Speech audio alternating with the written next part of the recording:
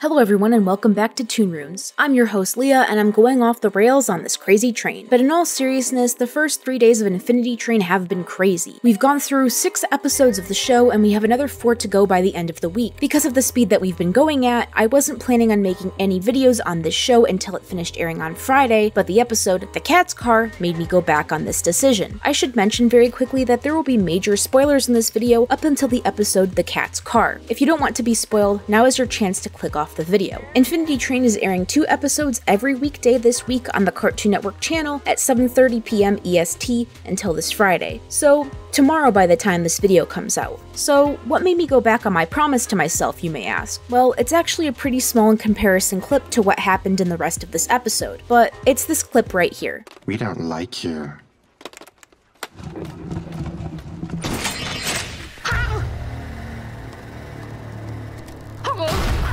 Now, for this to make sense, we need context from the rest of this episode. And even the series up until this point, given that I actually just realized I haven't talked about this show at all on my channel until now. Essentially, Infinity Train is a show about a girl named Tulip who has somehow gotten trapped on this train full of endless train cars and eldritch horrors. She was trying to get to her game development camp in Oshkosh, Wisconsin, after her divorced parents had a miscommunication that resulted in her not being able to go. So she ended up trying to walk there, but eventually came across the Infinity Train in the woods and was tricked into boarding it. It's basically like the Polar Express, but if the Polar Express was a train that came on Halloween instead of Christmas and kidnapped you. Once on the train, it becomes clear to her that something is off. She has this mysterious glowing green number on her hand, and she sees somebody taken out of a train car and incinerated right in front of her. This leads to her trying to figure out the meaning behind the number on her hand. Through her adventures on the train, she notices that the number goes down after certain events happen. This could be through helping others, having an encounter with a strange being, or through acts of self-discovery. While trying to find out what exactly makes her number go down, she comes across the cat. The cat is a very sly and cunning feline who claims to be close friends with the conductor of the train. Thinking that the conductor has the answers that she's looking for, Tulip helps the cat repair her travel pod that allows her to quickly navigate the locomotive. The cat then promises to aid Tulip in getting to her destination in exchange for One-One, which is a little robot that Tulip first encountered upon entry. Tulip changes her mind about giving One-One away and chases the cat down to steal him back. The next time we see her is when Tulip,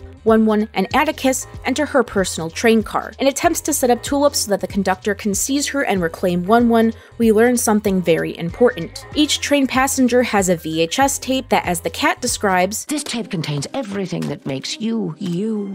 Every passenger has one." When she watches the tape, Tulip is brought back into her memories. However, they're distorted and not as they should be. She recalls each memory as being happy, but in reality, they were all sad. When she accepts the truth of what actually happened in her past, she's able to escape her hypnotized state and wake up. She realizes that the cat was trying to trap her, to which the cat replies, "Can one really be trapped when reliving such happy memories?" The interaction causes the number on Tulip's hand to fall, and the cat attempts to get her to stay by saying, "But it's going down. The train must think you're doing well." Tulip exclaims that she doesn't care before leaving the car and the cat behind. The cat then grabs something off of a shelf before the cart is pulled forward to where the conductor is. She's scolded for not securing the passenger and failing to reclaim One-One. While this scene has a lot to unpack in it as well, it's not the main focus of this video. As I mentioned, this part here is the most important. Look closely at what she's grabbing before her cart is pulled forward. She knows that she and her stuff is in danger, but she chooses to save this item out of all the stuff that she seems to have an emotional attachment to. To me, this item looks like it resembles a VHS tape, much like the one Tulip also watched earlier in the episode. However, she went out of her way to save this one, and it was with her personal belongings instead of above her doorway like with all the others. It was the first thing that she went to as soon as Tulip left, so we can assume that this item is the most important to her. As the cat also stated earlier in the episode, each passenger has one of these VHS tapes,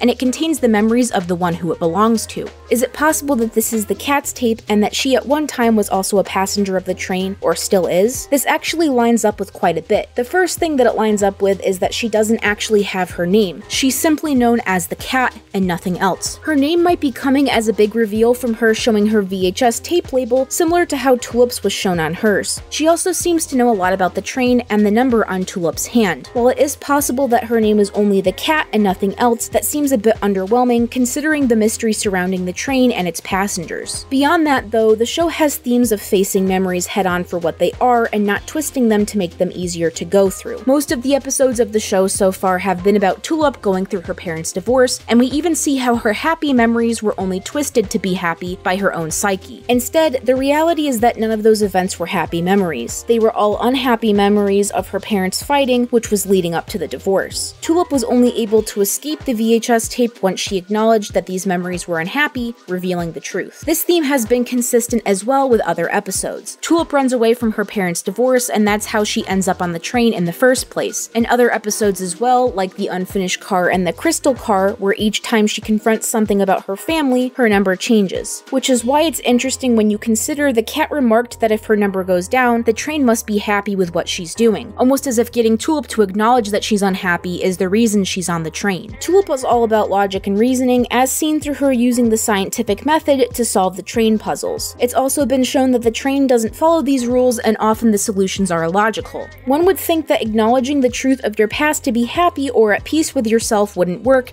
and instead twisting the reality would help you get through it and cope better. That's the logical thought process. However, just like with the cart puzzles, the seemingly illogical option is what needs to be done, acknowledging what you're going through and working through it. This is why the train is quote-unquote happy with what Tulip is doing, because the purpose of it is to bring the passengers to terms with their situations. For Tulip, it's her parents' divorce. But as stated by the cat, each passenger is unique and different, which means each passenger has their own set of problems that they're on board for. So, back to the main reason for this video. Who is the cat? Well, considering that it's highly likely that the tape she grabbed at the end of the episode is her tape, I think that she herself is a passenger. But unlike Tulip, she's a passenger who couldn't come to terms with her reality. Her line, "Can one really be trapped when living in such happy memories?" seems to hint at the fact that as long as you're happy, you aren't really trapped. Which isn't true, but it might be from her perspective. I think that the cat is what happens to somebody when they refuse to live in reality and instead indulge themselves in fantasy. If what happened to them is too horrible to face,